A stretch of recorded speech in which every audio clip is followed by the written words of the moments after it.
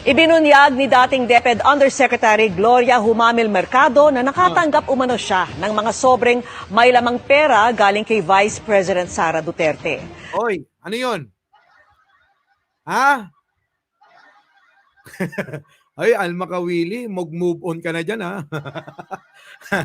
Hoy, teka muna mga kababayan, Berhel Alaras. Ano yon? Ano yung mga disobre-disobre na yon? Parang husipidal lang, ah. Di ba, no? Si husipidal, mga kababayan. Ano yon? Si husipidal, hindi pinayagang buksan yung envelope, eh. Ngayon, ayun na nangyari, mga kababayan. Na-impeach tuloy. Di ba? Natandaan nyo ba yun? Marites Samonte? Actually, hindi ko na inabot yun. Kwento na lang yun. Sino nagkwento sa iyo, Boss Mike? Yung kapitbahay ko, kanina, kwento. Di ba? May receive